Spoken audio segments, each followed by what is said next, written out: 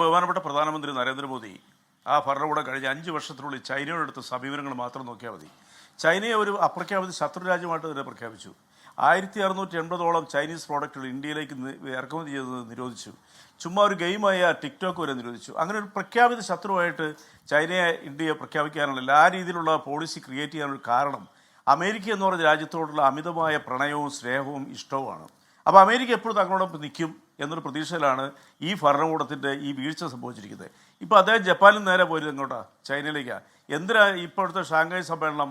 China ജപ്പാനെ 2ാം ലോക യുദ്ധത്തിൽ കീഴടക്കിയതിൻ്റെ 80ാമത്തെ വാർഷികം ആഘോഷിക്കുന്ന ആണ് ഈ ചടങ്ങെന്ന് പറയുന്നത്. അദ്ദേഹം ആ പരേഡ് മാത്രം ഒഴിവാക്കിക്കൊണ്ട് ഇപ്പോൾ തിരിച്ചു പോരാൻ പറ്റുക. ഇപ്പോൾ ചൈനയുമായിട്ട് ഇപ്പോൾ ഒരു ബ്രേക്കിംഗ് കാണുന്നത്, ചൈനയുമായിട്ടുള്ള ബന്ധം വളരെ സുദൃഢമാകും. എന്താ പ്രയോജനമുള്ളത്? ഇന്ത്യ ചൈനയിലേക്ക് കയറ്റി അയക്കുന്നത് കേവലം 27 ബില്യനേ ഉള്ളൂ.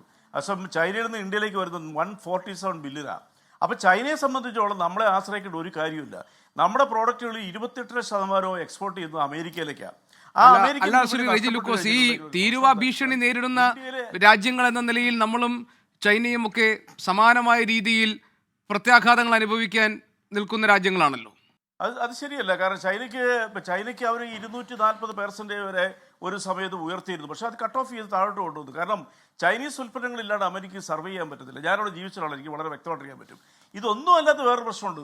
അവിടെ ഇന്ത്യക്കാരുടെ ഭാവിയെ സംബന്ധിച്ചോളം ട്രംപ് കഴിഞ്ഞ 4 ദിവസം മുമ്പ് സൂചന തന്നു. 45 ലക്ഷത്തോളം ഇന്ത്യക്കാരെ ഞങ്ങൾക്ക് വേണ്ട, അവരെ പറഞ്ഞു വിടും. അവർ ഗ്രീൻ കാർഡ് എന്ന് പറയുന്ന സമ്പ്രദായം അവർ നിർത്തലാക്കാൻ പോകുന്നുള്ളവരും കെൻപിറ്റ് പരസ്യമായിട്ട് പറഞ്ഞു കഴിഞ്ഞു. അത് ഇന്ത്യക്കാരെ ലക്ഷ്യം വെച്ചുകൊണ്ടാണ്. ഇനി അവിടെ ഗോൾഡൻ കാർഡ് മാത്രമേ ഉള്ളൂ. അത് മില്യൺസ് ഓഫ് ഡോളേഴ്സ് ഇൻവെസ്റ്റ് ചെയ്യുന്നവർക്ക് മാത്രമേ ഇനി അവിടെ എന്താ പറയുക സ്ഥിരതാമസത്തിനുള്ള ആനുകൂല്യം അല്ലെങ്കിൽ അതിനുള്ള പെർമിഷനായ ഈ ഗോൾഡൻ ഇത് കിട്ടത്തുള്ളൂ. അപ്പോൾ അത് ബാധിക്കുന്ന എത്ര ലക്ഷക്കണക്കിന് ഇന്ത്യക്കാരെ ബാധിക്കുന്നത്? 96 ലക്ഷം ഇന്ത്യക്കാർ അമേരിക്കയിലുണ്ടെന്നാണ് പറഞ്ഞത്. 13 ലക്ഷം മലയാളികളുണ്ട് അവിടെ. സ്റ്റുഡൻസ് തന്നെ 8 ലക്ഷം ഇന്ത്യക്കാരുടെ സ്റ്റുഡൻസ് ആയിട്ടുണ്ട്. ഈ വർഷം അമേരിക്ക ഇന്ത്യയിലേക്കുള്ള സ്റ്റുഡൻസിൻ്റെ വിസ 38% വെട്ടിക്കുറച്ചു.